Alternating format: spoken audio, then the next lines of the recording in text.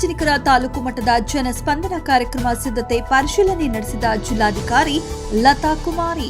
ಪಟ್ಟಣದ ತಾಲೂಕು ಕಚೇರಿ ಹಿಂಭಾಗದಲ್ಲಿ ಸನ್ಮಾನ್ಯ ಕಂದಾಯ ಸಚಿವರು, ಜಿಲ್ಲಾ ಉಸ್ತುವಾರಿ ಸಚಿವರಾದ ಕೃಷ್ಣ ಬೈರೇಗೌಡ ಅವರ ಅಧ್ಯಕ್ಷತೆಯಲ್ಲಿ 3ನೇ ತಾಲೂಕು ಮಟ್ಟದ ಸಭೆಗೆ ಬಂದಂತಹ ಸಾರ್ವಜನಿಕರಿಗೆ ಎಲ್ಲಾ ರೀತಿಯ ಅವರ ಕುಂದುಕೊರತೆ ಅಹವಾಲು ಸ್ವೀಕರಿಸುತ್ತಿರುವ ಹಿನ್ನೆಲೆಯಲ್ಲಿ ಯಾವುದೇ ರೀತಿಯ ಲೋಪದೋಷ ಆಗದಂತೆ ಅಧಿಕಾರಿಗಳ ಸಭೆ ನಡೆಸಲಾಯಿತು. ಸಭೆಯ ನಂತರ ಮಾತನಾಡಿದ ಅವರು, ತುರ್ತಾಗಿ ಈ ಜನ ಸಂಪರ್ಕ ಸಭೆ ನಡೆಸಲು ಸಚಿವರು ಸೂಚಿಸಿದ ಹಿನ್ನೆಲೆ ಎಲ್ಲಾ ರೀತಿಯ ಮುಂಜಾಗ್ರತಾ ಕ್ರಮ ಅನುಸರಿಸಿದ್ದು, ಬಂದಂತಹ ಎಲ್ಲ ಸಾರ್ವಜನಿಕರಿಗೆ ಆರೋಗ್ಯ ತಪಾಸಣೆ ಶಿಬಿರ ಹಾಗೂ ಸ್ವಯಂ ಜನಗಣತಿ ಕೌಂಟರ್ ತೆರೆಯಲು ಸೂಚಿಸಿದ್ದಲ್ಲದೆ, ಬಿಸಿಲು ಹೆಚ್ಚಾಗಿರುವ ಕಾರಣ ಸ್ಥಳದಲ್ಲಿ ವೈದ್ಯಾಧಿಕಾರಿಗಳು ಹಾಗೂ ಆಂಬ್ಯುಲೆನ್ಸ್ ವ್ಯವಸ್ಥೆ ಕಲ್ಪಿಸಲು ಸೂಚನೆ ನೀಡಿದ್ದು, ಕಾರ್ಮಿಕ ಇಲಾಖೆಯಿಂದ ಈ ಶ್ರಮ್ ಕಾರ್ಡ್ ಹಾಗೂ ಅವರಿಗೆ ಸಿಗುವ ಸವಲತ್ತುಗಳ ಬಗ್ಗೆ ಮಾಹಿತಿ ನೀಡುವ ಕೌಂಟರ್ ತೆರೆಯುವಂತೆ ಸೂಚನೆ ನೀಡಲಾಗಿದೆ. ಕೃಷಿ ಇಲಾಖೆ, ತೋಟಗಾರಿಕೆ ಹಾಗೂ ಪಿಆರ್ಡಿ ಇಲಾಖೆಗೆ ಸಂಬಂಧಿಸಿದಂತೆ ವಿಶೇಷ ಕೌಂಟರ್ ತೆರೆಯಲಾಗುವುದು. ಶುಕ್ರವಾರ ಬೆಳಗ್ಗೆ 8ರಿಂದ ಕಚೇರಿಯಲ್ಲಿ ಹಾಜರಿದ್ದು ಸಂಬಂಧಪಟ್ಟ ಇಲಾಖೆಗೆ ಅರ್ಜಿಗಳನ್ನು ಸ್ವೀಕರಿಸಿ ಟೋಕನ್ ವ್ಯವಸ್ಥೆ ಮಾಡಬೇಕು. ಅಂಗವಿಕಲರಿಗೆ ಹಾಗೂ ಹಿರಿಯ ನಾಗರಿಕರಿಗೆ ವಿಶೇಷ ವ್ಯವಸ್ಥೆ ಕಲ್ಪಿಸಲು ಸೂಚನೆ ನೀಡಿದ ಅವರು, ಎಲ್ಲಾ ಕಡೆ ಕುಡಿಯುವ ನೀರಿನ ವ್ಯವಸ್ಥೆ, ಶೌಚಾಲಯದ ವ್ಯವಸ್ಥೆ ಇರಬೇಕು ಎಂದರಲ್ಲದೆ, ಕಡ್ಡಾಯವಾಗಿ ಎಲ್ಲಾ ಇಲಾಖೆ ಅಧಿಕಾರಿಗಳು ಹಾಜರಿರಬೇಕು. ನೇರವಾಗಿ ತಮ್ಮ ಸಮಸ್ಯೆಗಳನ್ನು ಸಚಿವರ ಬಳಿ ಅಹವಾಲು ಸಲ್ಲಿಸಿ ತಮ್ಮ ಸಮಸ್ಯೆ ಬಗೆಹರಿಸಿಕೊಳ್ಳಿ. ಇದಕ್ಕೆ ವ್ಯಾಪಕ ಪ್ರಚಾರದ ಜೊತೆಗೆ ಪ್ರತಿ ಗ್ರಾಮ ಪಂಚಾಯಿತಿ ವ್ಯಾಪ್ತಿಯಲ್ಲಿ ಡಂಗೂರದ ಮೂಲಕ ಮಾಹಿತಿ ನೀಡುವಂತೆ ಸೂಚಿಸಿದರು. ಈ ವೇಳೆ ಸಕಲೇಶಪುರ ಉಪವಿಭಾಗಾಧಿಕಾರಿ ಹುಲುಮನಿ ತಿಮ್ಮಣ್ಣ, ತಹಶೀಲ್ದಾರ್ ಶ್ರೀಧರ್ ಕಂಕಣವಾಡಿ, ಪಿಐ ರೇವಣ್ಣ, ಇಒ ಸತೀಶ್, ಮುಖ್ಯಾಧಿಕಾರಿ ಬಸವರಾಜು ಶಿಗ್ಗಾವಿ ಸೇರಿದಂತೆ ಇತರರು ಇದ್ದರು. ಎಲ್ಲರಿಗೂ ನಮಸ್ಕಾರ.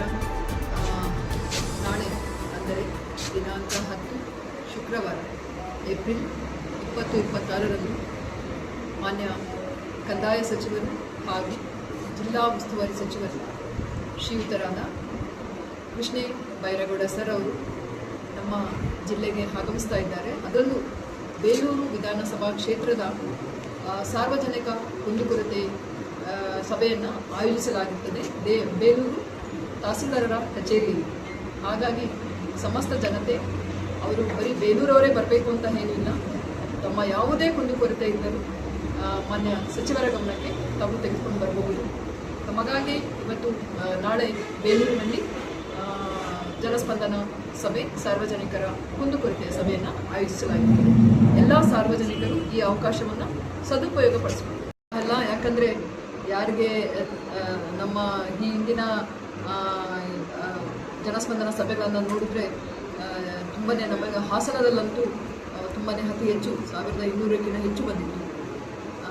ಅಂದರೆ ಕೆಲವು ಡೂಪ್ಲಿಕೇಶನ್ಸ್ ಆಗ್ತದೆ. ಸಕಲೇಶಪುರದಲ್ಲಿ ಸುಮಾರು 1000ವರೆಗೂ ಬಂದಿತ್ತು, 900 ಸಮಥಿಂಗ್. ಈ ಸರಿನೂ ಸಹ ಅದು ಎಷ್ಟು ಬರ್ತದೆ ಮುಖ್ಯ ಅಲ್ಲ, ಆದರೆ ಒಂದು ಅವಕಾಶ ಎಷ್ಟು ಜನಗಳಿಗೆ ಇದು ಸಿಗ್ತಾ ಇದೆ. ಯಾಕಂದರೆ ಮಾನ್ಯ ಸಚಿವರೇ ನಮ್ಮ ಬೇಲೂರು ತಾಲೂಕಿಗೆ ಆಗಮಿಸ್ತಾ ಇದ್ದಾರೆ.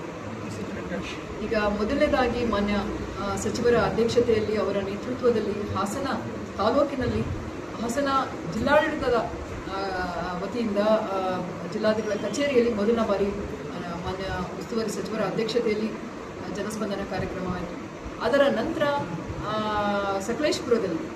ಸಕಲೇಶಪುರದಲ್ಲಿಯೂ ಸಹ ವಿಧಾನಸಭಾ ಕ್ಷೇತ್ರ ವ್ಯಾಪ್ತಿಗೆ ಸಂಬಂಧಿಸಿದಂತೆ ಮತ್ತೆ ಅದು ಯಾವುದೇ ಜಿಲ್ಲೆಯ ಯಾವುದೇ ಮೂಲೆಯಿಂದಲೂ ಸಹ ಅವರು ಮನವಿಯನ್ನು ತರಬಹುದು. ಅದು ಕೇವಲ ಅದೇ ವ್ಯಾಪ್ತಿಗೆ ಸೀಮಿತವಾಗಿರೋದಿಲ್ಲ.